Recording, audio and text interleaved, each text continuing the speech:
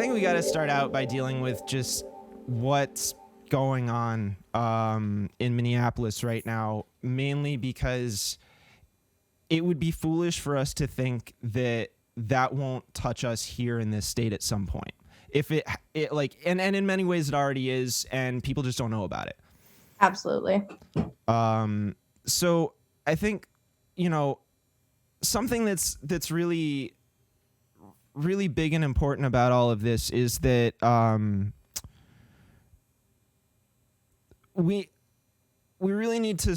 I think it's time we all take a really hard look at what role police are playing in our society. And when I think about what I'm seeing happening nationwide, and then I think about the relationships that we have with our police here in this state, it's really like tight community. Like, hey, these are my friends. Don't speak bad. They're they're making sure that we're staying safe and all that. And I hear that, but at the same time, that's a really great way to lay the groundwork for them really controlling us if something were to go wrong. And I'm just sort of wondering, as the director of the New Hampshire Youth Movement, where do you guys stand on the role of police right now? Yeah, definitely great question. Well, we definitely consider ourselves to be part of the working class, people of color led movement. Even though here in New Hampshire we are a very predominantly white state, we definitely situate ourselves a part of the larger movement. So obviously we stand with Black lives and Black led organizations on the ground right now, really doing the work. Shout out to Dream Defenders, who have been doing it for a long time, and then a lot more state-based orgs that have just been doing this work forever. We believe in restorative justice, and that communities should be able to deal with the problems in their way and really center those impacted. And unfortunately, that's just not the state of the police state that we live in right now. And I think like one thing that really shows this is how we've had the reopen New Hampshire rallies happening here, which have been white led, absolutely no police violence, not even a single arrest made. And they've been gathering in large spaces. Meanwhile, Black folks do the same, and they're tear gas and brutalized, and just what a contradiction. Right. Well, and I think to that end, it's really important to point out, and this kind of gets into like police demilitarization stuff. But something that I think is worth pointing out is, I mean, we're talking about like, we're using tear gas on our citizens, which is actually banned by the Geneva Conventions in warfare. And we're kind of crossing this line. And I've seen a lot of people that want to attack sort of the protesters for throwing rocks at the cops or whatever. And one distinction that I want to make is that there have definitely been instances within the past, with this week, where certain protesters definitely started that kind of thing. But it's important to acknowledge that yesterday specifically, the Minneapolis police fired tear gas first. That was a peaceful protest, and that went south not because of unruly protesters, but because the police really just kind of jumped the gun on it.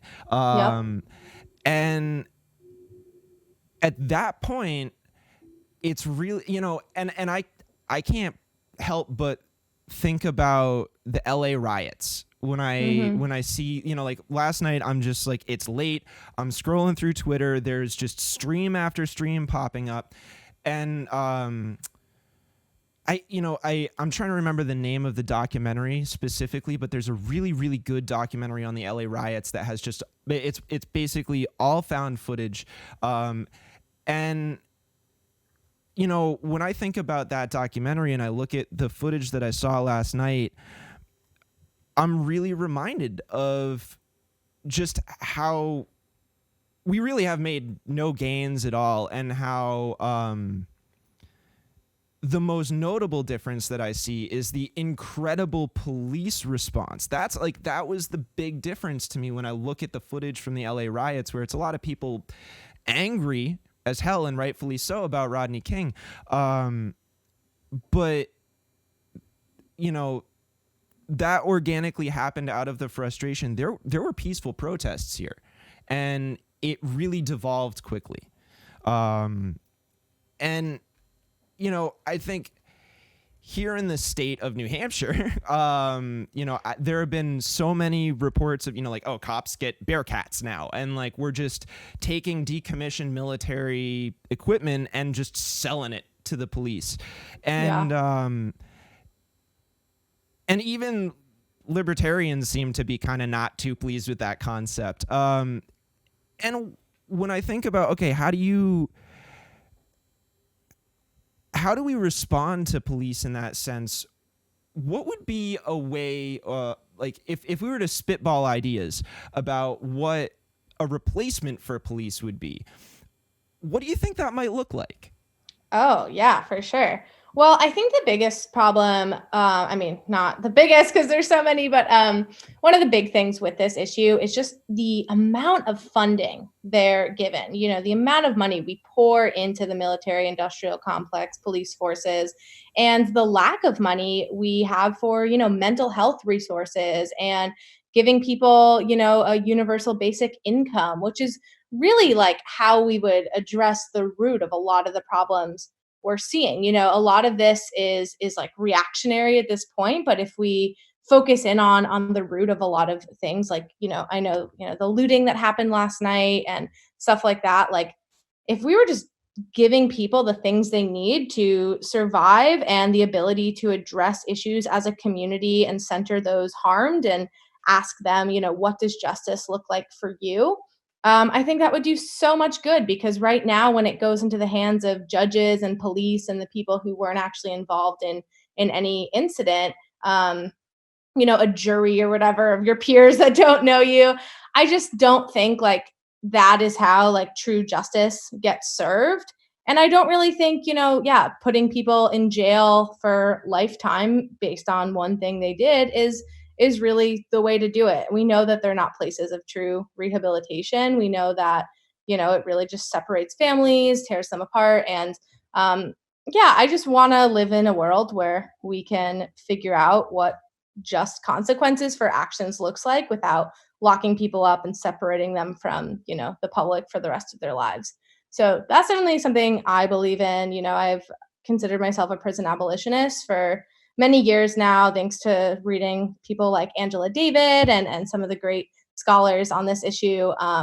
So that's definitely my own personal stance. And I know that there's a lot of good restorative justice circles and practices happening across the country on like pretty hyper local levels. So I would love to just see some more state or even like nationwide initiatives like that. Yeah, definitely. I think that's a really, I think the point that something that I take away from that's really important is the notion of local responsibility, and this idea of ground up, and sort of taking responsibility for your community as a community to deal with the problems that you've got. And I think it's important to, like, the thing that I always notice about crime or whatever you want, like whatever drives people into that, it's usually linked to some sort of sense of lack of purpose within your world, right? Or within your community. So the more likely we are to maybe resist something is related to just how disenchanted we feel with those who are around us and what they're saying or doing, and how we are interacting with them. And I always think that community can be a really positive way to bring people in and reduce that, because it's like, it's not unlike saying we're going to treat addiction like a health crisis rather than a crime problem, Yeah. One initiative I just want to shout out that I would love to see all over. There's this group called Lit that we are in affiliation with that worked to get the police out of schools and replace them with mental health counselors instead. And it was like just an incredible campaign on a local level that I would love to personally see as a response to this. Thinking a lot about the school shootings we've seen in history too, and just increase in shootings in general, and yeah, how if that was just replaced by more solid mental health care, which we know is so underfunded and lacking in our country. I just really wonder how much of a difference that would make in particular. Yeah, I do too. I couldn't agree more, and I want to make sure that I get a link from you for this the description after that. I want to make like everybody go check out all the stuff that we're talking about here, because education is really like one of the first ground level things that we can do to make sure that we get what we're looking for, because how do we seek what we want if we don't even know how to ask for it?